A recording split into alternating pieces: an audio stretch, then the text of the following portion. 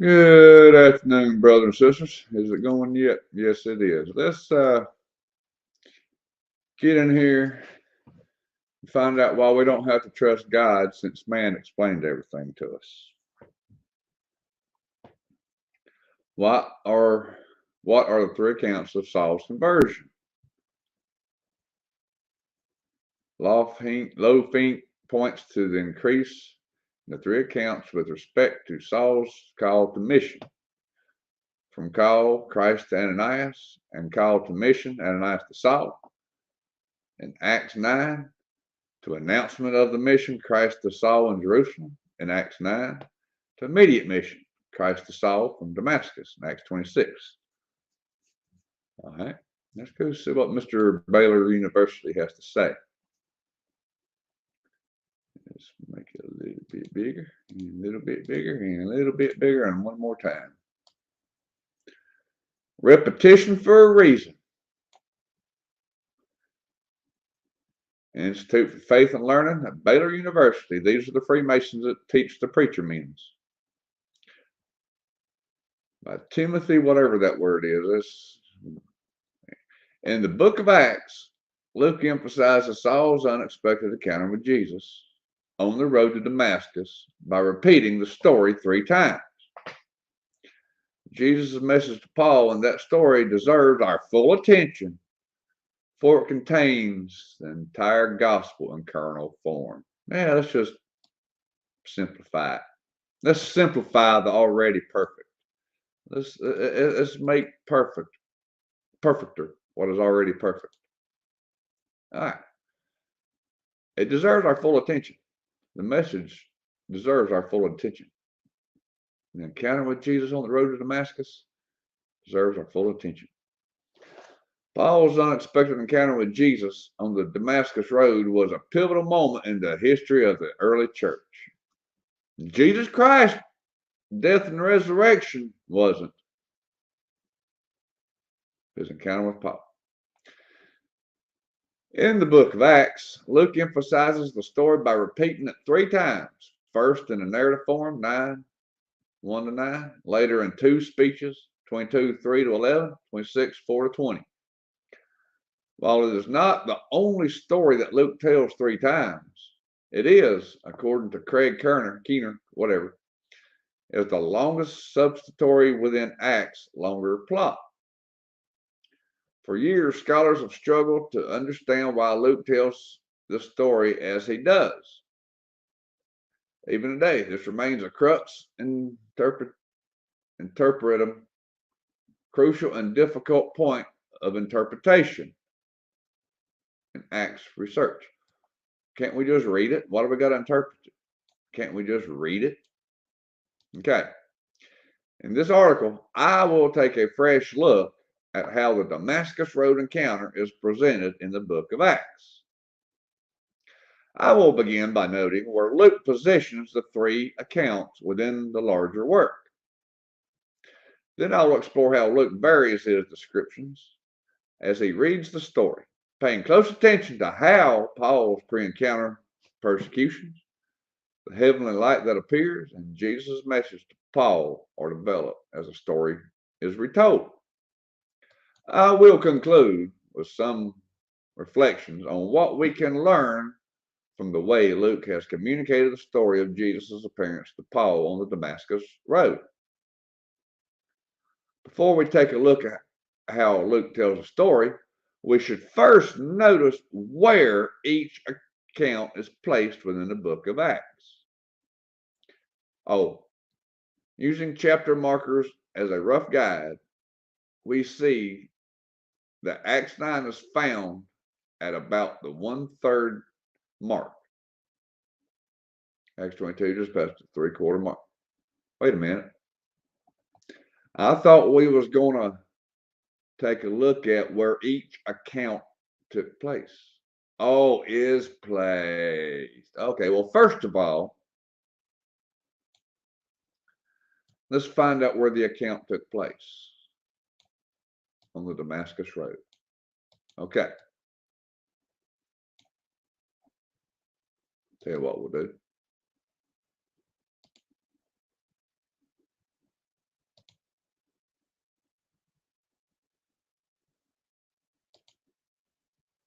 Wait a minute. What? Huh.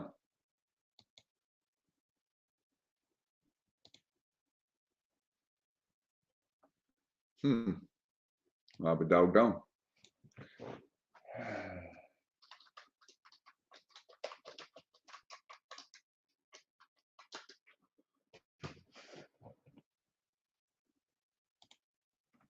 Okie doke. Here we go. Let's go layers. What's this? This tan looking stuff. All right. We can conclude it was on the Damascus Road. And up here's Damascus.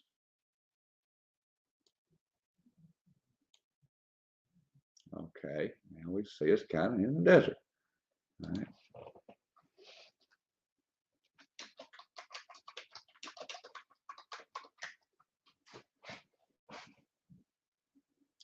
Syrian desert. So we have concluded that Saul was on the Damascus Road in the desert. And we can confirm that later. Well,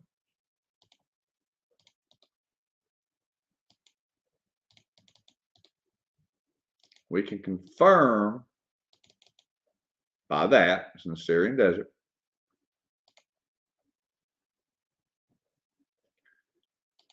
By going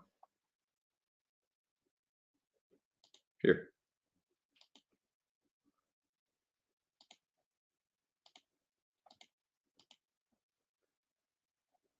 And Hezekiah prayed before the Lord, saying, O Lord, God of Israel, which dwellest between the cherubims, thou art the God, even thou. Wait a minute. Maybe it's First Kings. Maybe it's First Kings.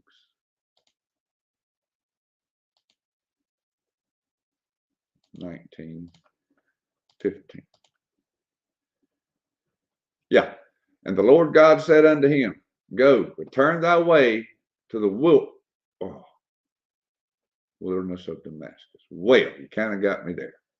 Okay, so that's why I got this pulled up. Let's go to First Kings. First off, we can do this. Let's go here. First Kings. First Kings.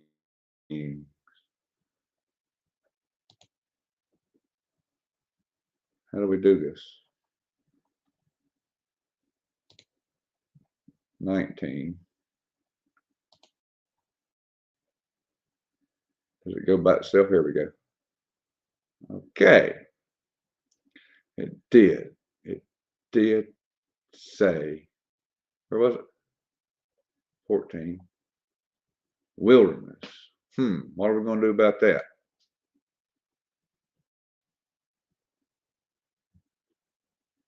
Well, this ain't working. Let's see what we can do here. Let's go up here. Set Strong's. Oh, okay. Let's do it this way.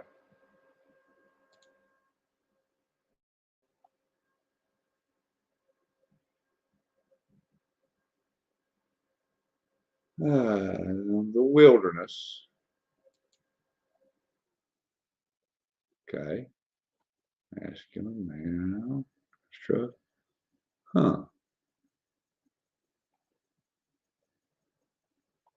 How come we ain't getting what we used to get? They go in here and desert land. They've changed this. They have completely changed. Wait a minute. What is?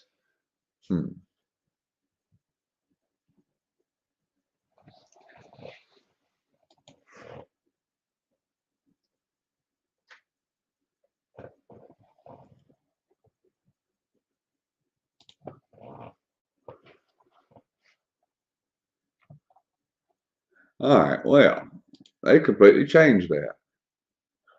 Let's just get on back here. Wilderness. You go look it up. It's desert. They've changed that. They have completely changed that. You used to be able to click unless I'm doing something wrong, which I might be. But did it every other way I used to do it. All right, now the wilderness of Damascus. It was, and we've seen a map, layers. It's desert. It's the Syrian desert. Wherefore, if they shall say to you, he's in the desert, go not forth. Behold, he's in the desert. Believe it not. So if somebody says they saw Jesus in the desert, I don't care what kind of explanation you've been given, but we're going to see that. We ain't going to see this mentioned. So it was on the Damascus Road. But I thought he was going to talk about where it took place. But see, he keeps you. He don't let you focus on where it took place. He don't want you to focus on that. He don't want you to focus on it was in the desert. He don't want you to focus on that. He wants you to focus on where in the book of Acts. Okay, well, let's continue. Okay. Okay, now on third, Acts 26, about 90% mark. Wait a minute. 7, 9, 17. Okay, I don't try to use the numbers they have, but anyway, it's even more striking to view things from the end of Acts rather than from the beginning. Why is it rather striking? It's inverted. Acts 26 occurs just 2 chapters from the end. Acts 22, 6 chapters from the end. And 3 times further in, Acts 19 chapters from the end. Or 3 times further from the end than Acts 22. Simply put, the frequency intensifies with near mathematical precision as we approach the end of Acts. What? It seems that Luke wants his readers to remember the Damascus Road story as they finish reading Acts. Maybe he wants you up. Maybe he does. Maybe he really wants you to pay attention to the story. But what exactly does he want them to remember? This will become clear as we look at Luke's use of repetition in telling the story. Luke's use of repetition. Luke repeats the story of Paul's encounter with Jesus 3 times, yet the story is not told exactly the same way each time. That should be a red flag. But let's examine some of the variations to see if we can learn what Luke is trying to communicate through his use of repetition. Yes, let's see if we can learn what Luke is trying to communicate to us with the way he repeated the story. I will focus on 3 key areas: Paul's pre-encounter persecutions of the early church, the heavenly light, and Jesus' message to Paul. Yes, let's pay attention to this. Regarding Paul's pre-encounter persecutions in Acts 9:1, we find Paul breathing murderous threats. In Acts 22:4, we learn that Paul persecuted early Christians to the point of death and imprisonment. Acts 26, 9 to 11, Paul speaks of performing many hostile acts, imprisoning many holy ones in prisons, voting to condemn them to death, punishing them in the synagogues frequently, attempting to force them to blaspheme, and even pursuing them from foreign cities. From this, we can see that Luke becomes increasingly intense in recounting Paul's pre-encounter persecution.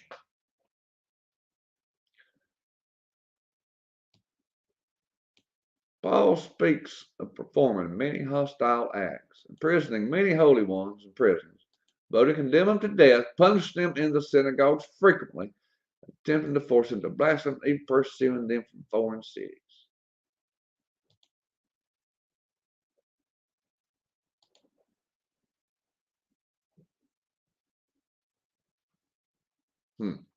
Let's go up here. The preview does go here.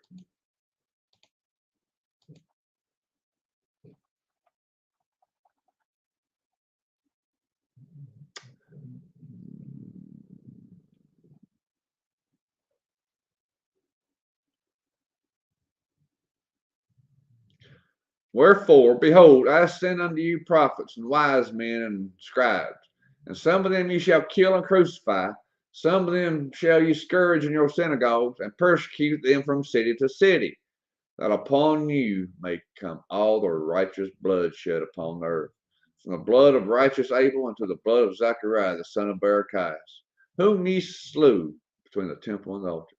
Verily I say unto you, all these things shall come upon this generation. So, ye serpents, ye generation of vipers, how can ye escape the damnation of hell? Wherefore, behold, I send unto you prophets and wise men and scribes, and some of them ye shall kill and crucify.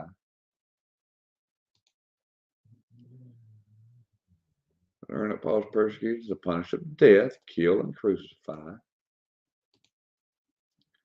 And some of them ye shall scourge in your synagogues.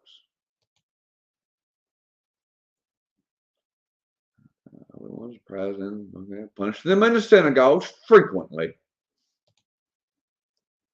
and persecute them from city to city. And punishing them from synagogues frequently, attempting to force them to blaspheme, and even persecuting them to foreign cities. That upon you may come all the righteous blood shed upon the earth, from the blood of righteous Abel unto the blood of Zacharias the son of Barachias, whom ye slew between the temple and the altar.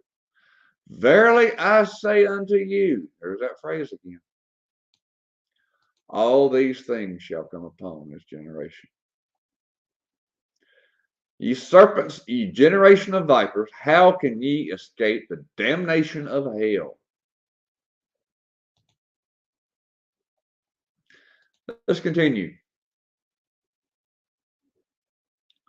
Luke's you think he came pretty intense, and you think he came increasingly intense? Look how intense this man got. You ain't going to escape the damnation of hell, because you're going to do this to the people I send you. And you will receive what I just told you. Huh. You think Luke got intense. This over here had got intense pretty quickly, didn't it? All right.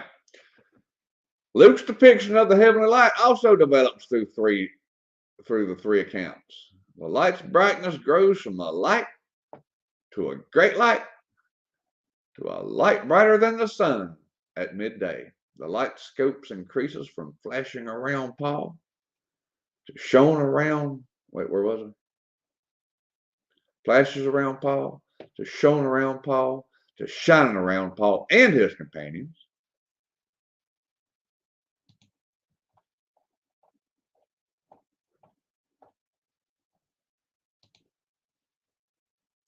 A light from heaven, remember?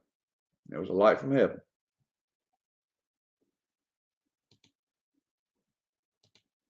Is it 18? Is it 18?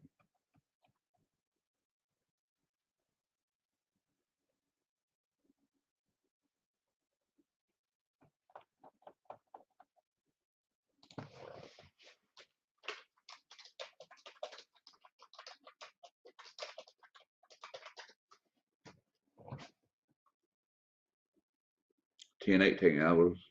I had it in my mind, but I got dyslexic. And so then I beheld Satan fall as lightning from heaven. So a light from heaven fell, lightning from heaven, brighter than the sun. Okay. Okay. Now it went around his companions. Okay. You see how it advanced? The human response to the light also increases as Paul seemingly falls alone in the first two accounts. But his companions fall with him on the third account. Tell him. In other words, Luke increases the brightness and the scope of the light and the response to the light with each retelling. Really? That's how you're explaining that? To 2 times just Paul, then the last time all of them fell? Really? That was just Luke showing you how. Really? If you say so, you've been trained to explain the Bible, so who am I to argue with you? Even though it don't read like that. We now come to the heart of the Damascus Road in the desert experience. Jesus' message to Paul. Let's examine the 3 accounts to see what Luke is trying to communicate through his use of repetition in the message. Yeah, let's find out what Luke, even though you just gave some kind of description that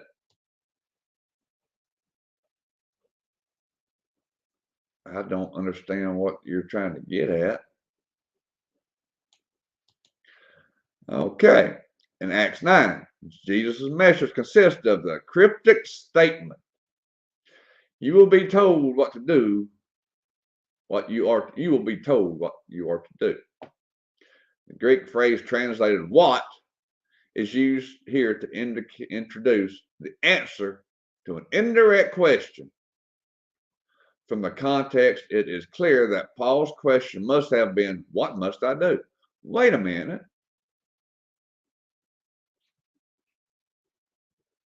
First of all, why don't we go read Acts 9? Because he's given us some explanations and he ain't completely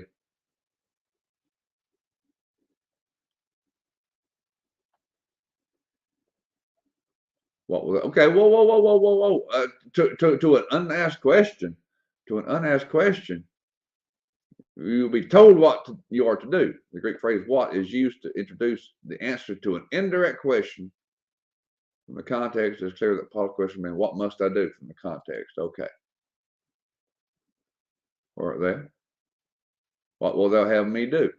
Well, that's not what the King James says. What version you reading? Because if it ain't the King James, it ain't the right one, right? Okay. What is you? Okay. From the context, what must I do? But note that Jesus is responding to a question that has not been asked. Whoa.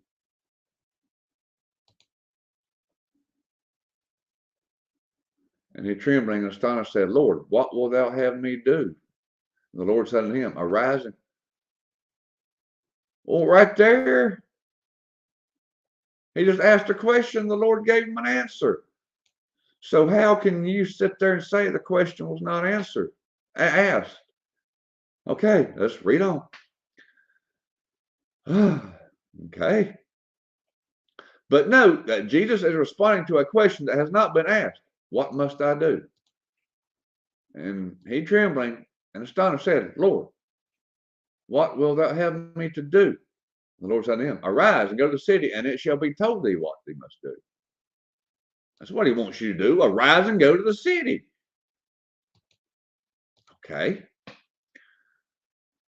To add to the intrigue, Jesus does not really seem to answer Paul's implied question. Well, didn't he just tell his 12 before he left, ask and ye shall receive? Ask and ye shall receive. Well, okay, I guess Jesus didn't do what he said. Okay. So the message section of Acts 9 is rather strange, consisting of an implied question without a proper question. Well, no, we got the proper question. What will thou have me do? Arise and go to the city, and you'll be told. Well, I didn't tell him. Oh, yeah. I mean, well, okay. We'll let you have that one. We got 2 more versions, and we're getting on them.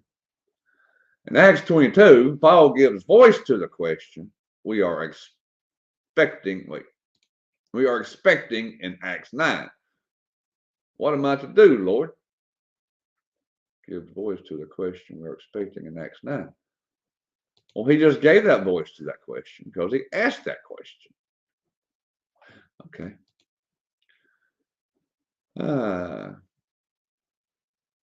Jesus' response again. Okay, let's go to Acts 22. We're going to follow along very closely. Acts 22.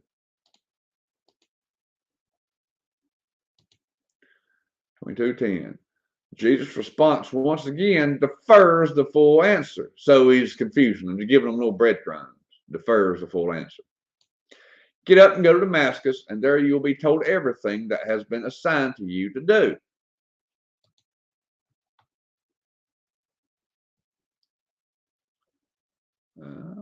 Well, I ain't going to touch it. The messenger will be told what appointed thee to do. Does that match up with? Okay. Arise and go into Damascus, and there it shall be told thee of all things which are appointed for thee to do. Arise and go into Damascus, and there it shall be told of things all appointed to do. Okay.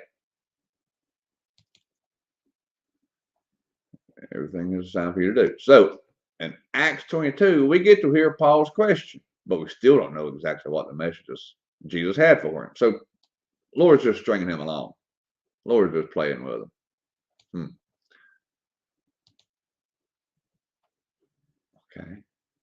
Okay. If you say so. In Acts 26, Paul's question is completely missing. But we finally hear the answer we have been waiting for. So he's been asking questions, and the Lord did not answer him. And here he didn't ask a single question, but the Lord gave him an answer.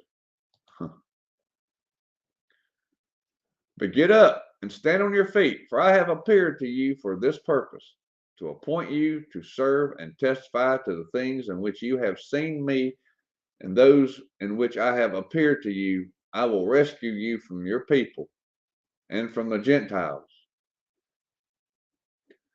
to whom I am sending you to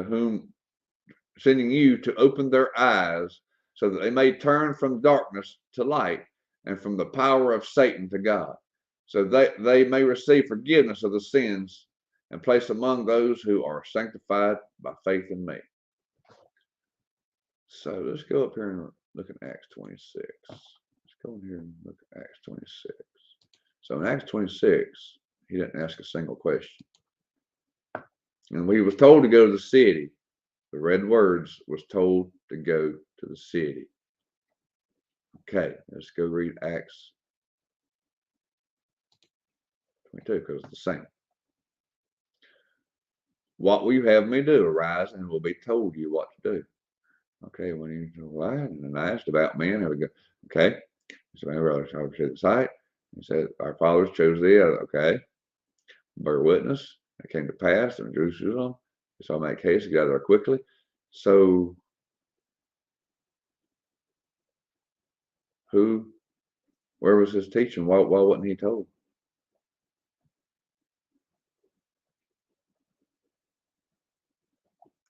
So Ananias didn't tell him nothing.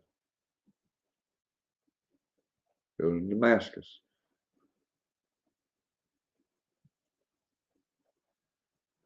Next to before chose thee. Okay, well, there, Ananias told him what to do. Ananias told him what to do. You will be a witness. Okay. Well, okay. Okay, let's go see how this fellow explains it. It appears, then, that Luke has constructed the entire sequence to arouse curiosity in the minds of his reader. Yeah, but people like you fixing to squash that curiosity out. Your explanation of why it completely contradicts each other. The burning question is this: why did Jesus appear to Paul? Beginning with the hint of a question in Acts 9. Well, it wasn't a hint of a question. It was, what do you want me to do, Lord? And continuing with Jesus' apparent reluctance to answer Paul's question in Acts 22, asking ye shall receive, will not withhold, All right. Luke finally revealed that Paul did not indeed receive his divine appointment from Jesus on the Damascus road in Acts 22. Oh, did indeed. Well, how come he was told to go to Ananias in 22:9 to be told what he is to do? And Ananias told him he was going to be the testimony. But here, Luke finally reveals that Paul did indeed receive his divine appointment from Jesus. Why did Luke write false statements in Acts 9 and 22 then? To put it more plainly, the three accounts have been crafted to climax with the revelation that Paul received his call as an apostle to the Gentiles from Jesus on the Damascus road.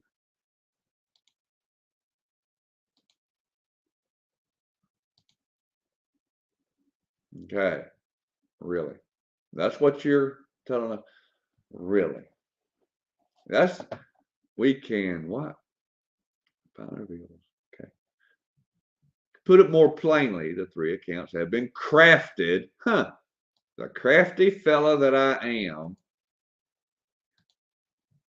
What does crafty mean in the Bible? Let's go to Acts, because he's a crafty fellow. The crafty fellow that I am.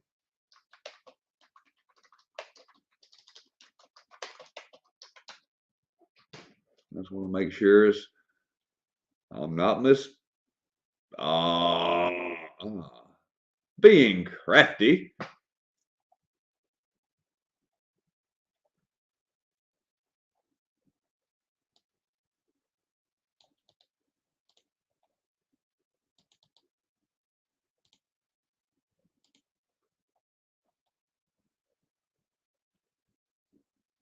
Tongue of crafty. Ooh. For thy mouth of thine iniquity, and thou choosest the tongue of the crafty. They have taken crafty counsel against thy people and consulted against thy hidden ones. He disappointeth the devices of the crafty, so that their hands cannot perform their enterprise. So, crafty is evil. Hey, but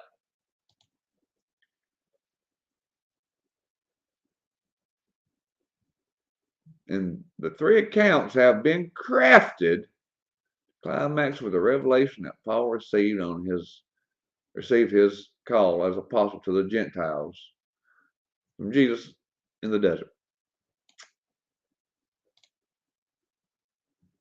Okay.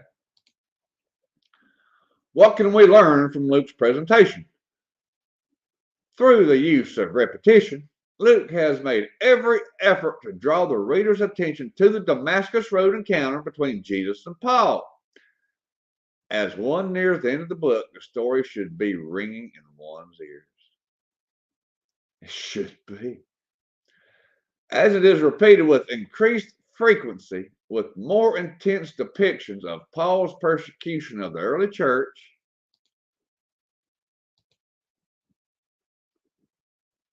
no, we got to go forward. No, we got to go backwards. We know what it is. All right, let's go back. The heavenly light that appears in the direction of Paul and his companions. Yeah. Luke uses this heightened awareness, enlightenment, of the story to drive home the key points of the entire sequence. That Jesus appeared to Paul on the Damascus Road in order to call him to be apostle to the Gentiles. So you take them three contradictions and stories and explain the truth out of it. Given the significance of the Damascus Road encounter within the book of Acts, Jesus' message to Paul deserves our full attention. What can we learn from the message? First of all, we see that Paul's apostolic authority came straight from Jesus, did it? I have appeared to you to appoint you. Oh, really? We also learn that Paul's mission to the Gentiles came directly from Jesus, did it? Okay. I will rescue from your people and from the Gentiles to whom I am sending you. Okay. Paul's apostolic authority has major implications for us today, does it now? Yes, it does. Especially when we consider that Paul wrote nearly half the books in the New Testament. Imagine that. Second, we see the gospel in carnal form. Jesus calls Paul to open their eyes so that they may turn from darkness to light and from the power of Satan to God, so that they may receive forgiveness of sins and a place among those who are sanctified by faith in me. Themes such as forgiveness, sanctification, and faith in Jesus deserve more attention than this article permits, unfortunately. Third, so you don't permit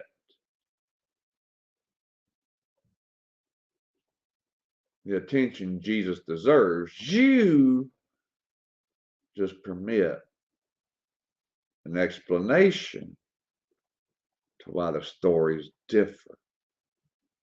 That's what you permit and offer, not the attention of the message of Jesus Christ. Okay. Third, the message reflects a very high Christology. In the Old Testament, God is the one who rescues. Yet here, Jesus is the one who rescues. In the Old Testament, God is the one who appoints his messengers. Yet here, Jesus is the one who appoints Paul. Well, what about the other 12? What about the other 12? Jesus chose them, but they're not even worthy of you placing them in the book. Okay. In other words, Jesus is presented here in ways previously reserved for God alone. You mean Saul tried killing Jesus because he didn't present himself as only God alone can be presented? Really? Okay.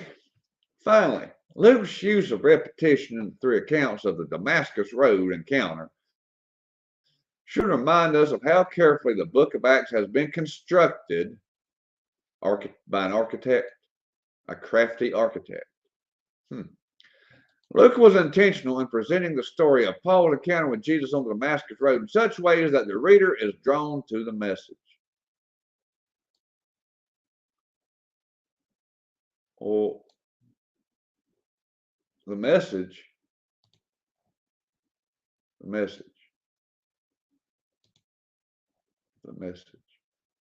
Where was we? The message. The message. Of what? Whose message? Jesus' message? Yeah, Jesus' message.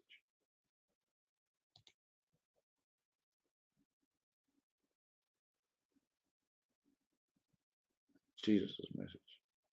And he was on the road to Damascus. Okay.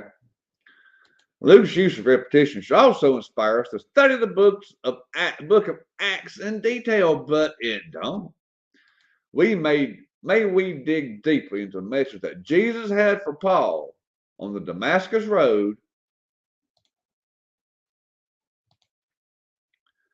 and indeed into the entire book of Acts, to see what more we can find. Yes, shall we? I find Ananias ain't even mentioned. I did find that King Agrippa and Apostle Paul are kinfolk. I did find that as I studied Acts. Oh, but you just so politely left that part out, didn't you? Mr. Timothy Churchill. Wow. So we have got an explanation to all our answers. We need not think no more about why it contradicts. We will just explain to it. What's going on, brother? Whoop whoop, brother. Wow, it's a lot to read. Yeah. But telling y'all, they don't want to hear the truth. They're happy. Exactly. Don't trust the thing I say either, brother. Exactly. Dude, thank you Thank you. That run across my mind just the other night. That was a pretty good series. Yes, sir. Better Call Saul. He was fighting for the good of the people. God, he was the biggest crook that ever walked across this flat America. Brother, I had that same thought. I need to do a video on Better Call Saul. Yep.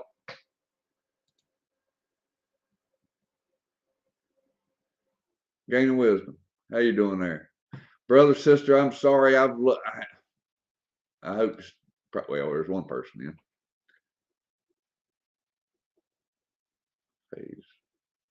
Phase Prophet 101. Yeah, exactly.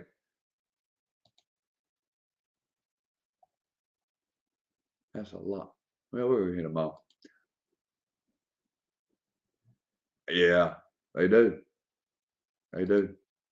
Look what they're supporting over yonder in Israel.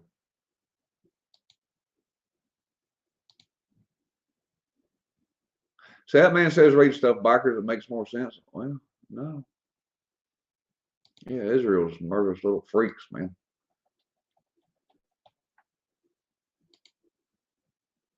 Exactly. That's the main message right there.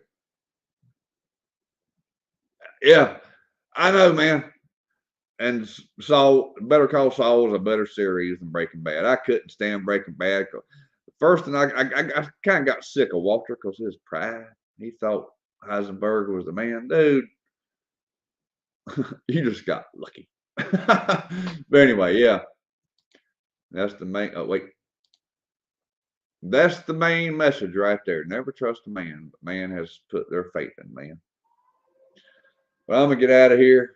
I just come across that article just a bit ago, and I said, okay, this seems like, and I'll put a link of it up.